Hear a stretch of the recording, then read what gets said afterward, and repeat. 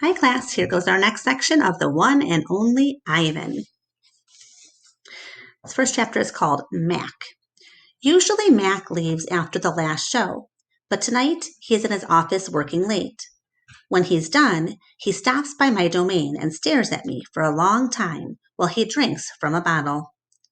George joins him, broom in hand, and Mac says the things he always says, like, how about that game last night? And business has been slow, but it'll get better. You'll see. And don't forget to empty the trash. Mac glances over at the picture Julia is drawing. What are you making? He asks.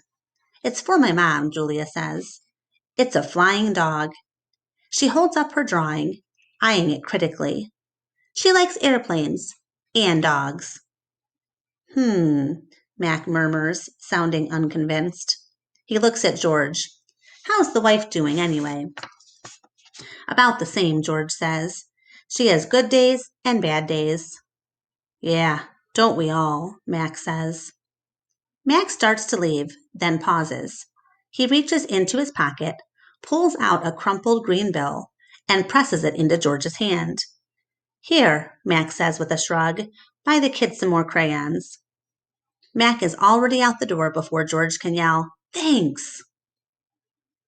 Not sleepy. Stella, I say after Julia and her father go home, I can't sleep. Of course you can, she says. You're the king of sleepers. Shh, Bob says from his perch on my belly. I'm dreaming about chili fries. I'm tired, I say, but I'm not sleepy. What are you tired of? Stella asks. I think for a while. It's hard to put into words. Gorillas are not complainers.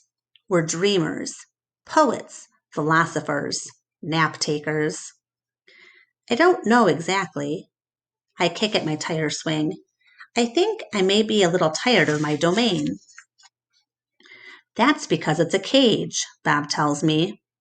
Bob is not always tactful. I know, Stella says. It's a very small domain. And you're a very big gorilla, Bob adds. Stella? I ask. Yes? I noticed you were limping more than usual today. Is your leg bothering you? Just a little, Stella answers. I sigh. Bob resettles. His ears flick. He drools a bit, but I don't mind. I'm used to it. Try eating something, Stella says. That always makes you happy. I eat an old brown carrot. It doesn't help, but I don't tell Stella. She needs to sleep. You could try remembering a good day, Stella suggests. That's what I do when I can't sleep. Stella remembers every moment since she was born, every scent, every sunset, every slight, every victory. You know I can't remember much, I say. There's a difference, Stella says gently, between can't remember and won't remember. That's true, I admit. Not remembering can be difficult, but I've had a lot of time to work on it. Memories are precious, Stella adds. They help tell us who we are. Try remembering all your keepers. You always liked Carl, the one with the harmonica. Carl. Yes, I remember how he gave me a coconut when I was still a juvenile. It took me all day to open it. I tried to recall other keepers I have known, the humans who cleaned my domain and prepared my food and sometimes kept me company. There was Juan, who poured Pepsis into my waiting mouth, and Katrina, who used to poke me with a broom when I was sleeping, and Ellen, who sang, How much is that monkey in the window? With a sad smile while she scrubbed my water bowl. And there was Gerald, who once bought me a box of fat, sweet strawberries. Gerald was my favorite keeper. I hadn't had a real keeper in a long time. Max says he doesn't have the money to pay for an ape babysitter. These days, George cleans my cage, and Mac is the one who feeds me.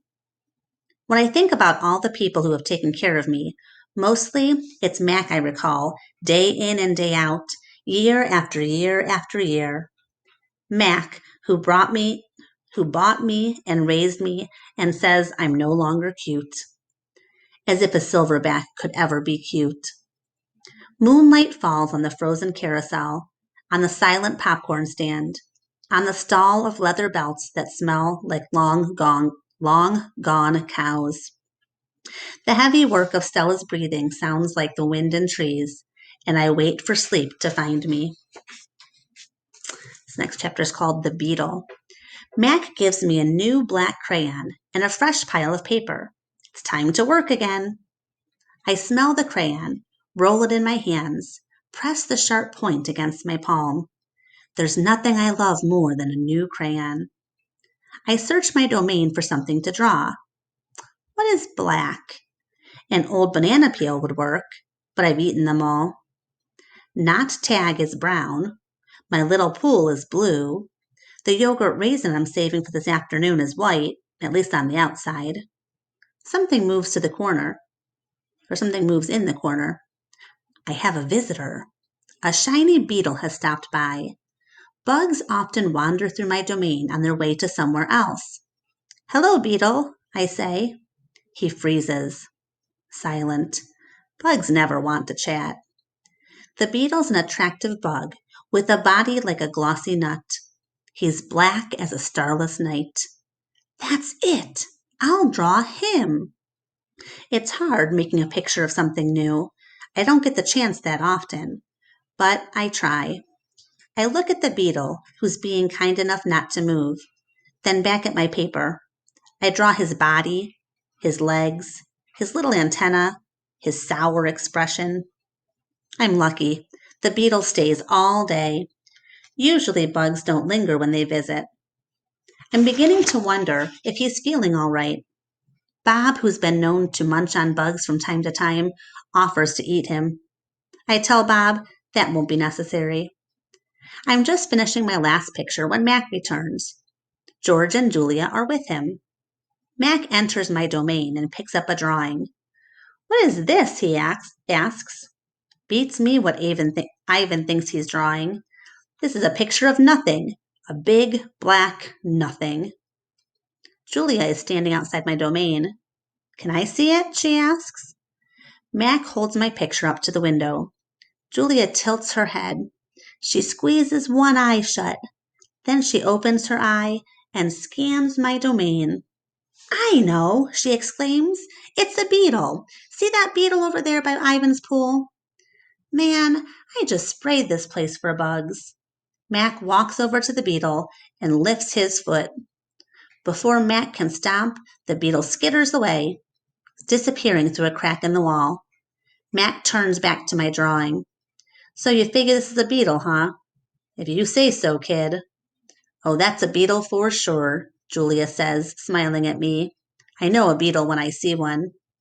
It's nice, I think, having a fellow artist around. There's a picture of the beetle hanging out with Ivan.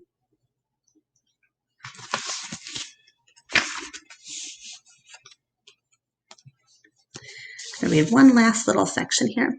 This section is called Change. Stella is the first to notice the change, but soon we all feel it. A new animal is coming to the Big Top Mall. How do we know this? Because we listen, we watch, and most of all, we sniff the air. Humans always smell odd when change is in the air, like rotten meat with a hint of papaya. So we're going to stop there, and I want you to think about a prediction. What animal do you think might be coming to the Big Top Mall? That'll be our question and our discussion. I have a discussion log, so you can log in and record what you think the new animal might be. Have a great weekend, and I'll see you next week.